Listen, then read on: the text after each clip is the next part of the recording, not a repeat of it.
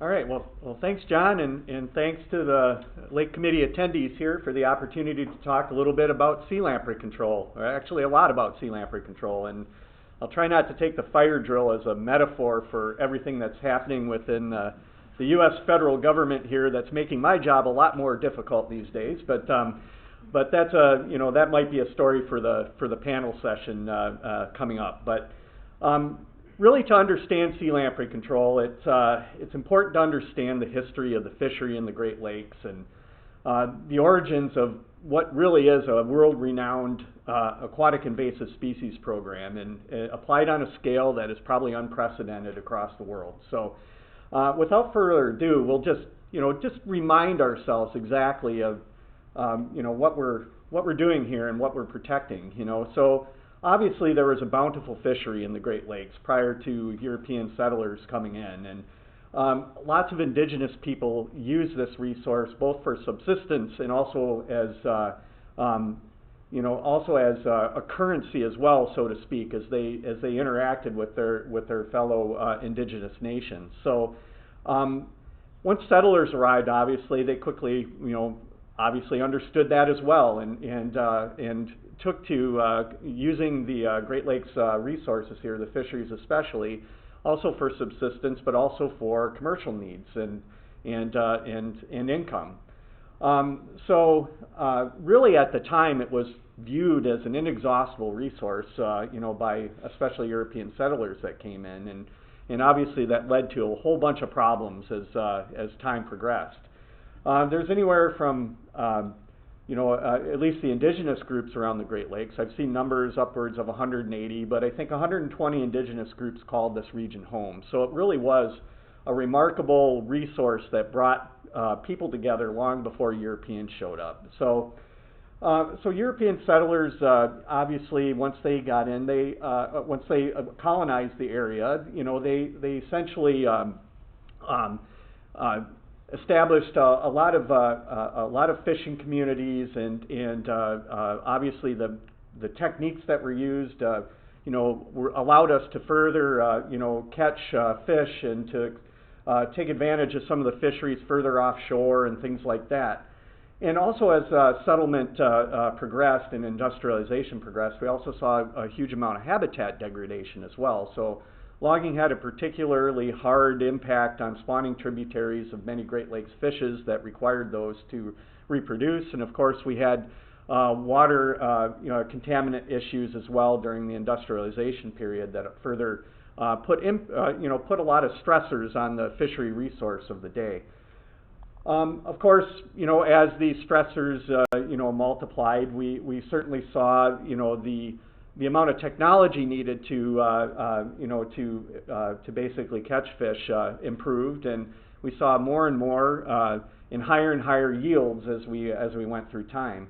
And really, these created an overfishing situation, a tragedy of the commons, so to speak, and we started seeing declines in the fishery, obviously, as this all came to be. Along with industrialization, we saw other impacts as well, and really, uninvited guests started to show up, and this is what we're here to talk about today: sea lamprey. They were a consequence of some of this industrialization that happened. The canal systems that were built connecting the Atlantic Ocean to Lake Ontario were most likely the avenue in which sea lampreys were allowed into Lake Ontario. That was in the 1800s. Once the Welland Canal was built, they obviously were able to bypass Niagara Falls, a huge fish barrier, of course. You see it right out your hotel window. And then they established in Lake Erie in the early 1900s and advanced throughout the rest of the Great Lakes by the late 1930s or so. And so that, like I said, this expansion was very much complete by about that time. And when they first got into the Great Lakes, I think people didn't really understand exactly what kind of detriment they would be to our fisheries.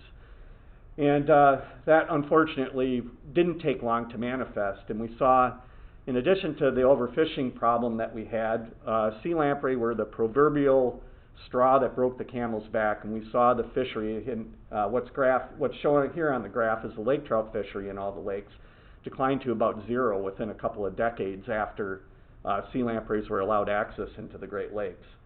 And of course, the requisite ecosystem changes that came along with eliminating the top predator really made the Great Lakes ecosystem collapse.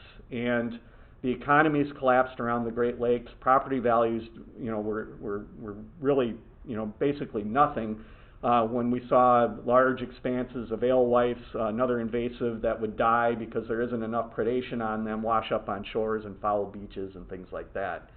So clearly something needed to be done. And this is really the impetus for the Great Lakes Fishery Commission. Canada and the United States got together, signed the Convention on Great Lakes Fishery in 1954, and formed the Commission in 1955. And prior to that, though, there were scientists that were working on sea lamprey at the time, mostly up at Hammond Bay Biological Station, which is now a USGS facility. And they were working on trying to basically understand thy enemy, so to speak. And it was classic Sun Tzu, and they established the life cycle of the sea lamprey in the Great Lakes. They also went out and found out which tributaries the sea lampreys were using across the Great Lakes Basin. And based on that, they decided that, well, maybe some of the most exploitable stages of the sea lamprey life cycle were those that in which they resided in streams. So they immediately started focusing on adult sea lampreys and trying to prevent their reproduction in the subsequent infestation of these streams with larval sea lampreys. So they experimented with electrical barriers, mechanical weirs, anything to trap or block sea lampreys from accessing these streams. Unfortunately, these were largely failures. Flow events and just the amount of effort that it would take to implement these things on a large scale didn't make them really feasible at the time to be effective at controlling sea lamprey populations. And of course, it's well known that sea lamprey are pretty prolific and highly fecund. They can lay anywhere from 60 to 100,000 eggs, so it really didn't take a whole lot of sea lampreys to run up a stream to reinfest it. So that's another reason why this adult stage control really didn't take off in the day.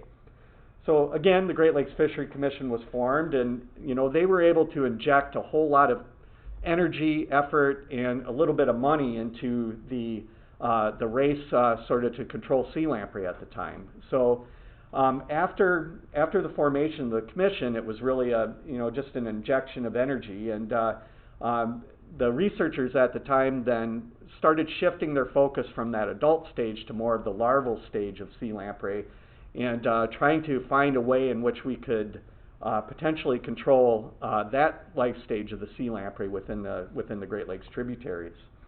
So they embarked on this large-scale effort of screening thousands and thousands of chemicals to try and find something that would work on sea lampreys but have very little or minimal impact on other stream-dwelling organisms, fishes and mussels and others. So it was a remarkable stroke of luck. Also, because of the timing of all this and when it happened, it was sort of the better life through chemistry time of the of the U.S. and Canada. So there was lots of things available to test at the time, and they were able to find TFM at that point, and they started with experimental treatments using TFM in 1957 or so, and saw some remarkable success in reducing lamprey populations in those test streams. So they expanded it to Lake Superior in the late 1950s and early 1960s, and really noted a whole lot of dead larval sea lampreys in these treatments. But they had to wait a couple of years because it takes a couple of years for sea lampreys to metamorphose, go through their feeding stage, and then return to streams to spawn in order to know whether or not they had any success at all. And lo and behold, a couple of years later, they saw that the returns to sea lamprey traps in Lake Superior were actually much less after those lampricide treatments. So at that point, they expanded the sea lamprey control to the other upper lakes, so Lake Michigan and Huron, and really the rest is history. It's ongoing to this day. There's a second compound that was also discovered shortly thereafter. It's to be effective at controlling lampreys, and it's used in a smaller set of circumstances, but important ones, and we have a granular formulation of that treats these slower moving areas, within within our tributaries to have an effect on sea lamprey there. So we saw this. This is just a representative graph. The line, the solid line anyway, and dashed line shows kind of the explosion of sea lamprey after their invasion. That vertical bar demonstrates when sea lamprey control was started in Lake Superior. You can see the crash of the sea lamprey population shortly thereafter, and then the recovery of the lake trout within that graph. So that's the shaded area. And really, it allowed for the recovery of a fishery that is now valued at about $5.1 billion. And this would not, it wouldn't exist, without sea lamprey control. And if you look at the return on investment for this as well, we spend about $25 million a year controlling lampreys. It's only about 0.5% of the economy that it protects. So that's an important message, I think, to that people know, and also that lawmakers and decision makers know as well. So do we still need control? And really, the rest of the talks, that I'm going to probably cue these up in the last few slides I have here. The obvious answer is yes, and Ted Tresca is going to talk about that in one of the next talks here when we talk about what happened during COVID, especially on Lake Ontario. So I won't talk a whole lot more about that. We do still need control, however, and here's just pictures here. There's that spaghetti bowl there. I think that's a picture from Bruce Morrison. It's of the larval lampreys that were killed during the Garden River treatment back in 2020, I believe, and that was a result of some treatment delays that happened on that river. It just shows you what a stream can do if it's left untreated and the amount of lampreys that it can produce. And of course, these fish here are results of the COVID pause on Lake Ontario. So how do we control lampreys? So I won't spend a whole lot of time on these. We all know we use sea lamprey barriers to prevent spawning migrations. They're a huge component of our program. They protect about over 50,000 kilometers of upstream habitat from sea lamprey infestation. If all the barriers, we have about 500 or so that are important to sea lamprey control, if they all went away, we'd have to spend an extra $17 million a year to try and keep lampreys in check in all of these systems. And they still would, and lampricides still would not do as good of a job as a barrier in reducing lamprey populations in these situations. I already talked about lampricides. We have about 500 streams or so around the basin that we control. Most are on a 3 to 5 year treatment cycle, but there's some nuances there. We treat anywhere from 100 to 120 annually. TFM kills greater than 90% of the lamprey within a stream. Our Balicide, at least in the granular formulation, kills about 75 in the lentic areas. So that's part of our program. We use larval assessment to guide those lampricide treatments. So we need to know where the larvae are in order to know where to apply the lampricide. So what streams, how far up in the streams we need to survey, whether retreatment is needed after treatment is conducted, whether our barriers are effective, whether there's new producers out there of sea lampreys. So all of those things are covered by our larval assessment teams, and it's a critical component of what we do. We also talk about we also gauge our program success by these adult indices that we use on each of the Great Lakes, and you saw a little bit, you saw that yesterday in Christine's talk about Lake Ontario. So we have a subset of traps around Lake Ontario, or around the Great Lakes, that we use to basically come up with lake-wide population indices to track through time how well sea lamprey control is doing. And of course, we have targets for each lake too that are set so that it enables us to achieve the fish community objectives of each of the Great Lakes, each of the Great Lakes as well. So this is hugely important, and even though trapping is not essentially a control method, it does provide that critical piece of information that we use to communicate the success of our program. We also have a huge component of our barrier and our lampricide treatment portfolio is assessing environmental and risk and things like that associated with barriers and lampricides. So We have dedicated groups at each of our, within each of our control agents, so at both Fisheries and Oceans Canada and the U.S. Fish and Wildlife Service, that work with our partners, especially on species at risk and threatened and endangered species, to make sure that we're doing sea lamprey control responsibly in that regard. It's a big component of our social license, so another thing that we really focus on a year-to-year basis as we apply sea lamprey control. So what are some of the threats? As our talks progressed during this session anyway, we basically asked each of the presenters to think about threats and opportunities to each of these program areas. So I won't go into any detail on these, but climate change, limits to our technology, lampricide resistance, and our social license are likely things that are going to come up as severe threats for sea lamprey control, and things that we're hoping to, we already have opportunities to advance on, but also hopefully we'll have future opportunities as well.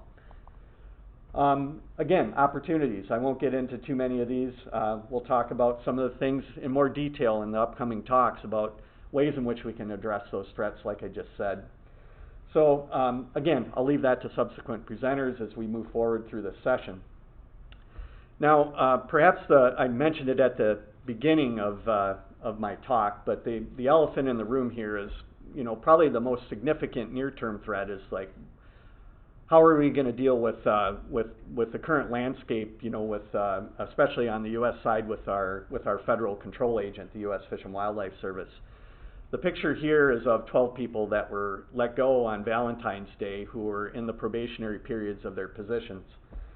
They were split almost equally between Ludington Biological Station and Marquette Biological Station, the U.S. Fish and Wildlife Service control agent.